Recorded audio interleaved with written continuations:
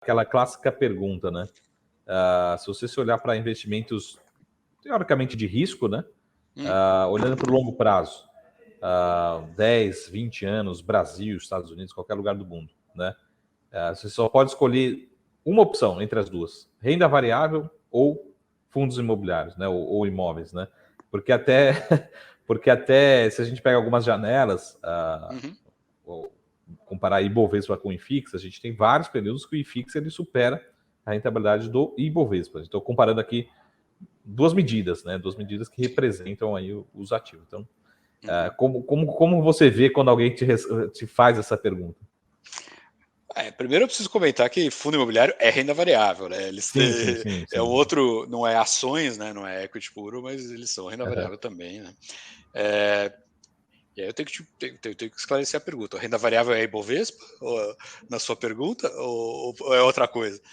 Eu peguei como medida um índice, assim, mas olhando para o longo prazo, aí tem que somar um monte de fatores, dependendo o quanto você conhece do ativo de cada lado, enfim, volatilidade no meio do caminho, tem vários fatores, mas olhando como referência o índice, pelo menos tem vários períodos que os índices, né, dos fundos imobiliários, talvez não seja a melhor referência também, e o Ibovespa também não seja a melhor, mas é uma referência, cujo o IFIX supera, né, a rentabilidade do Ibovespa em vários indicadores, não só indicador de retorno, né? Sim, mas como você responderia essa pergunta?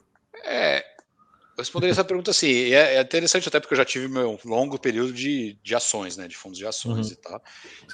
Eu ainda hoje tenho muito investimento em fundos de ações, né, de patrimônio pessoal, né, quero dizer, gosto e tenho muito, mas eu diria assim, se eu precisasse responder essa pergunta para mim mesmo, ou para um familiar, ou para alguma pessoa importante, eu diria fundos imobiliários, porque na verdade fundos imobiliários, para mim, eles são tecnicamente um híbrido, né, vamos dizer assim, que você tem um valor de equity, um residual, um valor que, na minha opinião, bem feito, ele aprecia, mas você também tem um fluxo, né? Você tem a renda e o aluguel, e eu acho que isso é muito saudável para uma carteira de investimento, no investidor médio, né? A gente tem investidores e investidores, né? Tem o cara que quer renda variável mesmo, que quer a volatilidade, que quer um trading, que é uma coisa diferente.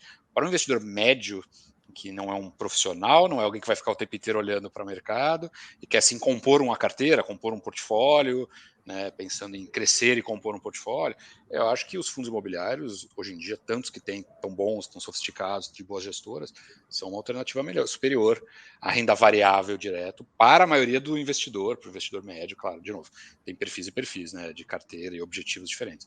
Mas eu diria que para um investidor médio, eu acho que o fundo imobiliário é um veículo mais adequado. Ele tem upside, ele aprecia, ele ganha valor, mas ele tem um fluxo de rendimento, uma distribuição de rendimento muito favorável do ponto de vista tributário, inclusive, que é muito importante também, né, em ajudar nessa composição de longo prazo. Até porque você vai ter volatilidade no meio do caminho, mas a própria renda te ajuda a aproveitar aquela volatilidade para incrementar, né, o próprio portfólio, a própria carteira e patrimônio e tal. Então, eu acho que o fundo imobiliário acaba sendo um híbrido, que ele é de fato, né, um híbrido, vamos dizer assim, de equity e de fluxo, que acho que acaba sendo uma composição melhor para uma pessoa média. Pessoa média no sentido, né, que não é um profissional de mercado especializado e tal, um investidor médio. Sim, perfeito. O Fábio, agora entrando um pouquinho no time da Alianza, né, nos seus ativos, tá? Se você puder explicar um pouco do que realmente vocês fazem, até em termos de percentual, como você fala assim, são 3 bilhões sob gestão, o que é mais representativo, dentro até mesmo das classes, né? Como você falou, a gente conhece aqui o LZR, mas vocês fazem um pouco de tudo, né? Então, assim, o que realmente vocês fazem? Vocês são mais fortes, e até aqui olhando para... Depois a gente vai falar um pouquinho sobre visão, expectativa e estratégia, né? Mas se você puder falar um pouquinho da visão do que é a Alianza hoje, né? Sem falar, não somos, como você falou, não somos única e exclusivamente ali um fundo listado, né? Sim. A gente tem, talvez mais fácil falar pelo contrário, né, o que a gente não tem, né? A gente não faz residencial, né? Nunca foi nossa praia residencial. Então, no não residencial, a gente faz uma variedade de coisas boa, que significa basicamente logística, bastante, escritórios também, e o que o mercado se acostuma a chamar de renda urbana, né, que são lojas, unidades de varejo, eventualmente de prestação de serviços, mas que são muito urbanas, mais comerciais, alugados para grandes empresas. Acho que dentro destas classes de logística, escritórios e o tal do renda urbana, aí que o mercado está chamando hoje em dia, que eu chamo de varejo, mas estão chamando de renda urbana, acho que nisso tem 80% do que a gente faz, né, nessas classes de ativos. A gente começou residencial recentemente, é novo, então pequeno, e estamos aprendendo e testando, mas é muito pequeno ainda, então pouco representativo, mas começamos. E a gente tem umas outras experiências começando também. A gente começou um feed data center, que é um ativo um pouco diferente, estamos fazendo algumas outras coisas. Mas isso ainda é um conjunto de coisas menores e são, digamos, apostas para o futuro, né, para o crescimento do mercado, para produtos diferentes. Nosso grosso, e tranquilamente mais de 80% do que a gente gerencia, investe, está meio que nessas 3 classes de ativos: logística, escritórios e os tais renda urbana. Acho que eu vou adotar o renda urbana aqui. Eu não usava esse nome, mas virou nome de mercado aí desses varejos, né? Então, assim, prioritariamente é isso. Em diferentes momentos dos ativos, que eu quero dizer com isso? A gente tem um fundo de renda com ativos prontos, alocados, pagando seus aluguéis ali, mês a mês. E a gente tem fundos que hoje em dia eles têm um terreno, onde está sendo aprovado um projeto, que ainda vai ser construído um ativo, a gente faz desenvolvimento do zero, a gente faz aquisição de ativo pronto, então, assim, a gente trabalha no ciclo de vida do ativo, digamos assim, em diferentes momentos, desde desenvolvimento mesmo do zero, nenhum problema, já fizemos isso muito, conhecendo bastante, e ter portfólios de ativos prontos, geradores de renda, para fazer, por exemplo, nosso fundo de renda listado. Acho que em termos de tipos de ativos, né, e na vida dos ativos, é principalmente isso.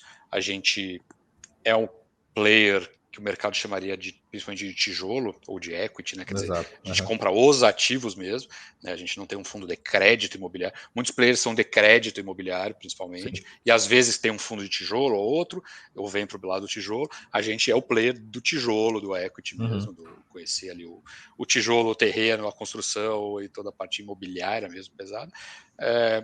Claro que eventualmente as coisas acabam se encontrando e você tem outros produtos. A gente também, por exemplo, planeja um fundo de crédito nosso, né? Isso está na agenda para relativamente breve, mas é uma expansão do negócio. A nossa raiz mesmo é o tijolo, é o terreno, é o, sim. o tijolo. Tem algum motivo assim por concentrar em tijolo, no sentido assim, há motivo porque a empresa surgiu de tijolo, ou porque a gente está contratando funcionário ou profissionais para começar a colocar crédito, enfim, ou vocês realmente gostam de tijolo por alguma segurança, enfim, algum motivo? Não, eu acho que um pouco. A gente gosta, sim. A gente gosta da segurança, a gente vê upside, vê muita criação de valor nesse processo do desenvolvimento em si, que é pegar um terreno bruto, às vezes com problemas, com um monte de confusão, e aquilo depois virar um imóvel pronto, sendo usado, gerando renda e tal. Esse processo como um todo, na verdade, ele é extremamente interessante no dia a dia, é extremamente satisfatório trabalhar com esses projetos do zero até realmente ter ali o ativo pronto, locado, sendo utilizado e tal. Isso é muito, muito legal, a gente gosta efetivamente, sim, mas tem razões históricas. Acho que assim, eu sou o único aqui, eu sou praticamente o único sentado aqui dessa empresa que não sou engenheiro ou arquiteto de formação original. Claro que a gente tem um monte de engenheiro aqui que virou financista, virou novos negócios, né? Mas originalmente engenheiros de formação. Praticamente todo mundo aqui, além de mim, eu tenho um sócio que é arquiteto, eu tenho alguns engenheiros, e eu sou o único administrador de empresas aqui na estrutura. E esses meus sócios, né, que são super importantes para a construção do negócio, o DNA e a direção que a empresa tomou, eles também tiveram experiências muito com tijolo originalmente, né? Então, eu tenho sócio que foi da primeira equipe, né, da constituição da BR Properties lá atrás e envolvido com isso de 2006 em diante, no tijolo, no desenvolvimento de ativos do zero. Eu tenho sócio que foi Bracor, que é uma empresa que não existe mais hoje, mas foi um dos primeiros casos no Brasil de empresas de propriedades comerciais para renda. Era uma empresa montada aqui no Brasil pelo Sanzel, né, aquele investidor de Chicago, investidor americano conhecido pra caramba, muito focado em imobiliário. Ele montou no Brasil uma empresa chamada Bracor em 2006 e o Ricardo, um dos meus sócios, foi um dos primeiros funcionários da Bracor. Se a gente, por coincidências ou, enfim, situações de carreira de cada um, acabamos indo para esse lado do tijolo e pegando muita experiência com isso. Então, um tijolo misturado com o mercado de capitais, misturado com estruturas modernas de fundo, de gestora, diferente do tijolo antigo até que se fazia até 2005 no Brasil. Então é um tijolo moderno, mas o tijolo sempre teve muito nesse DNA nosso.